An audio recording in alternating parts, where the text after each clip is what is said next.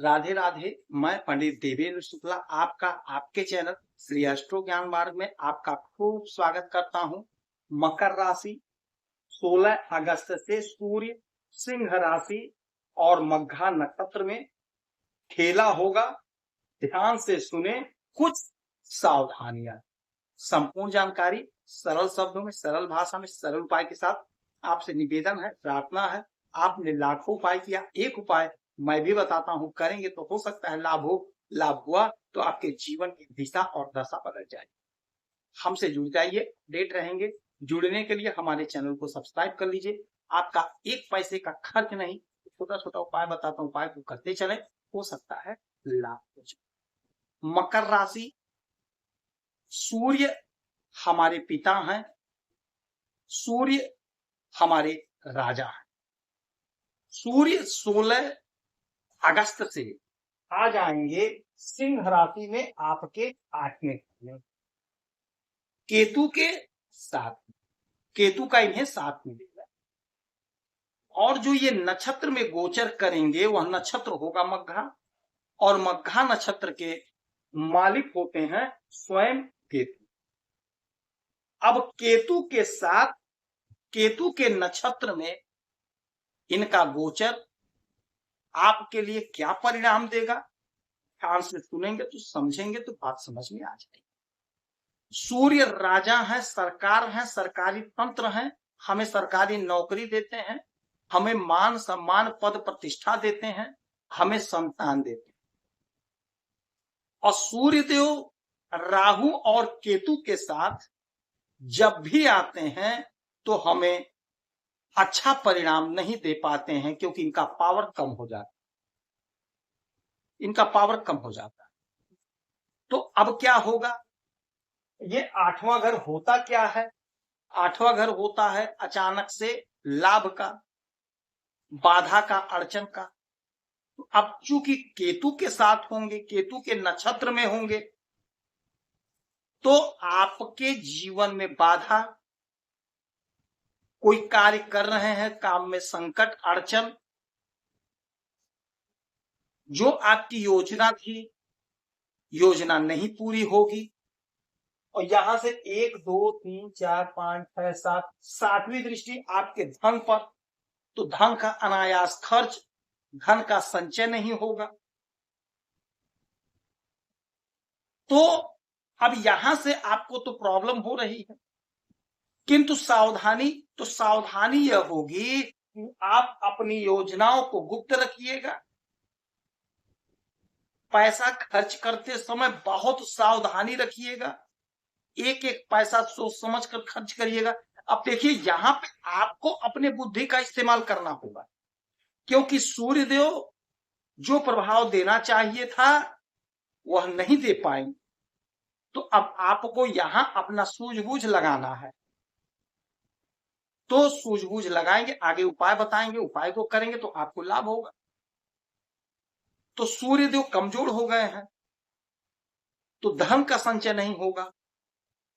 तो अब जब राजा परेशान है, राज्य परेशान है, तो उसे बचाने के लिए सेनापति सामने आएंगे, अर्थात मंगल, जो आपके भाग्य के घर में बैठे हुए हैं। अब सेनापति कैसे चुप बैठेगा, जब राजा परेशान है तो राजा को ठीक करेंगे, प्रजा को ठीक करेंगे, राज्य का रक्षा करेंगे। तो अब सेनापति सामने आ गए, तो भाग्य के घर में बैठे हैं, भाग्य का जोरदार साथ दिलाएंगे।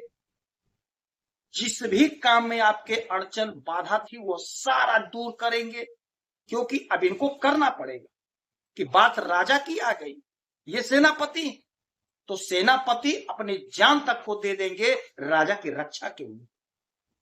तो राजा का जो काम था वह सेनापति पूरी तरह, पूरी निष्ठा से करेंगे, आपकी रक्षा करेंगे, आपके काम को बनाएंगे। आपकी जो योजना अधूरी थी, जो ये केतु महाराज अड़चन दे रहे, तो सारा अड़चन को दूर करेंगे। भाग्य का जोरदार साथ मिलेगा, पिता का साथ मिलेगा, उच्च अधिकारियों का साथ मिलेगा। और यहीं से इनकी 3 दृष्टियां होती हैं, 4 7 8। तो 1 2 3 4 चौथी दृष्टि डालेंगे आपके इस घर पे, तो विदेश से जुड़ा कोई मसला, कोई मामला वह सॉल्व होगा, विदेश से आपको लाभ होगा। धन यदि आपका खर्च हो रहा था तो उस पे संयम लगाएंगे। जो भी पैसा खर्च होगा जमीन पर खर्च होगा, कोई जमीन आप खरीदते नजर आएंगे, कोई खेत खरीदते नजर आएंगे, तो आपकी योजना को ये पूरा करेंगे। अच्छा, यहां से 1 2 3 4 5 6 7 7वीं दृष्टि आपके पराक्रम के घर पे, तो आपका पराक्रम बढ़ेगा, छोटे भाई बहनों का सानिध्य मिलेगा, साथ मिलेगा, छोटी दूरी की यात्राओं से आपको लाभ मिलेगा, समाज में आपका पद, आपका प्रतिष्ठा बढ़ेगा, आपकी इज्जत बढ़ेगी, आपकी हैसियत बढ़ेगी, सोसाइटी में आपका मान सम्मान। और 8वीं दृष्टि डाल देंगे आपके सुख के घर पे, चौथे घर पे, जिसके मालिक स्वयं होते हैं मंगल। तो जैसा कि हमने बताया, कोई जमीन खरीदेंगे, खेत खरीदेंगे, तो भूमि भवन वाहन का सुख मिलेगा, हर प्रकार का आपको सुख मिलेगा। जो लोग फोर्स की नौकरी की तैयारी कर रहे हैं उनकी नौकरी लगेगी, नौकरी का सुख मिलेगा। जो लोग नौकरी कर रहे हैं उन्हें प्रमोशन का सुख मिलेगा।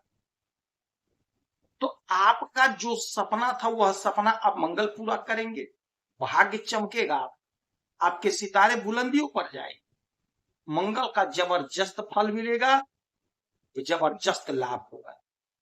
राजा का पूरा पूरा रक्षा मंगल करेंगे तो आपका सपना साकार। तो इस समय में आप उगते हुए सूरज को 1 लोटा जल दीजिएगा। केतु के लिए आपको पक्षी को दाना पानी देना है और हनुमान चालीसा का, सुंदरकांड का रोज पाठ करिएगा, आपको लाभ होगा। सुंदरकांड बड़ा होता है, 1 घंटा लगता है, तो सुंदरकांड तो हफ्ते में 2 ही दिन करिए, मंगलवार को शाम को और शनिवार को शाम को।